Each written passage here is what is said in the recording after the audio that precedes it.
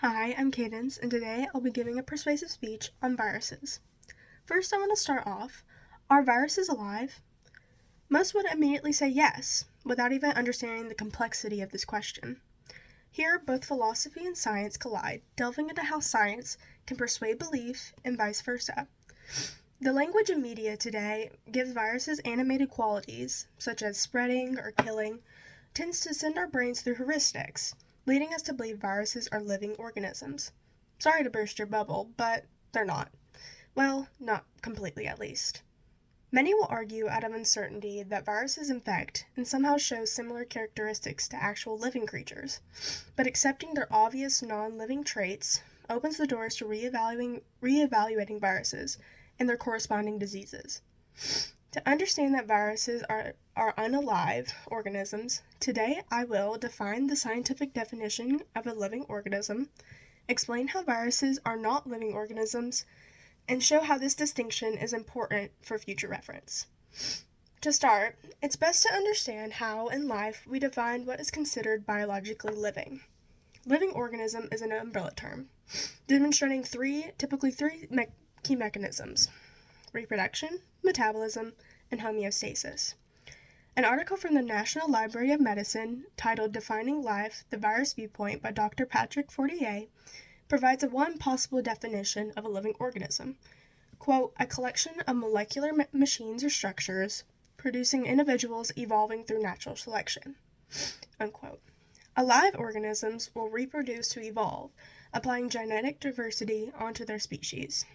They will also maintain homeostasis, meaning balance, to their structures, and they do this through metabolism.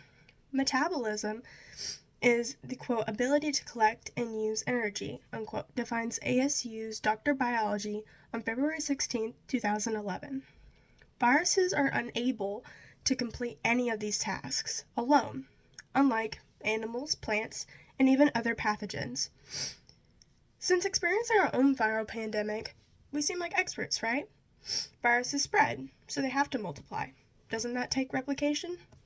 It is true that these viruses can show living organisms in this instance, yet viruses actually cannot perform these three mechanisms on their own.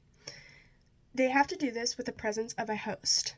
This is what displaces them outside of what is considered alive. What even is a virus?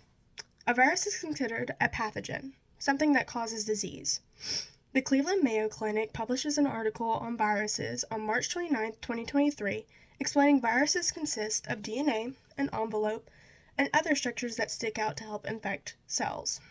Quote, viruses cannot reproduce themselves, they do not need any energy at all when outside a cell, and they do not maintain their own homeostasis, states Dr. Biology again on ASU's website Ask a Biologist. To better understand, think of viruses like an AI robot. They may think, act, or even look humanoid at times, but they will not be made of the same materials as us. After realizing this clear distinction, how is this important? Arguably, viruses and vaccines are some of the most controversial health topics there are today. Spreading awareness can start from anywhere, and hopefully take off to better the education of humans' most humbling enemies, diseases. Scientifically, this distinction can help you in knowing the difference between basic microbes. Bacteria is also a pathogen that can reproduce mainly by binary fission, says the Institute for Molecular Bioscience on April 20th, 2020. Without really understanding binary fission, notice how bacteria are capable of reproduction on their own. Bacteria are also made up of similar cells like ours, so they're able to survive as living organisms. Remember, viruses are incapable of existing as a life form outside a host. Realistically, realizing this distinction can also help you better identify misinformation in politics and media. After the infamous COVID-19 pandemic, many people were petrified of viruses and even the vaccines meant to treat them. Analysis provided by the Mayo Clinic on September 7, 2024, offers a list of questions debunking the myths from SARS-CoV-2 virus and the corresponding vaccine. Questions from the report ranged from, is COVID-19 better than getting the vaccine, all the way to, does COVID-19 spread through wireless networks?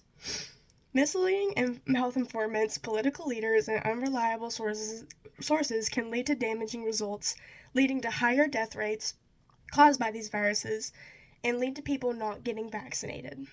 To better this, it is always a good idea to research on your own in reliable sources to either fact check or reevaluate anything you do not fully understand.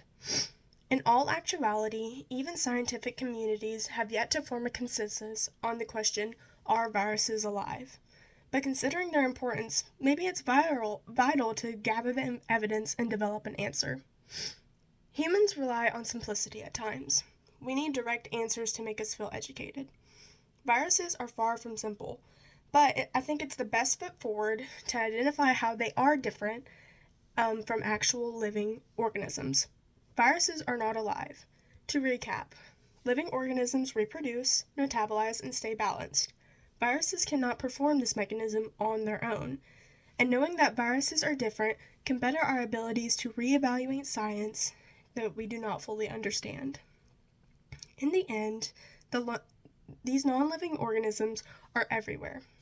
If the viruses from the ocean were stretched end to end, they would span 10 million light years, quotes Curtis Settle on his article, Without Viruses, We Would Not Be Alive, on June 25th, 2020.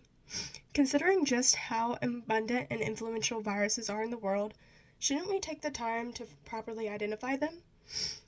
This evidence proves that viruses are not alive, so we should think of other methods to classify them in the future. Thank you.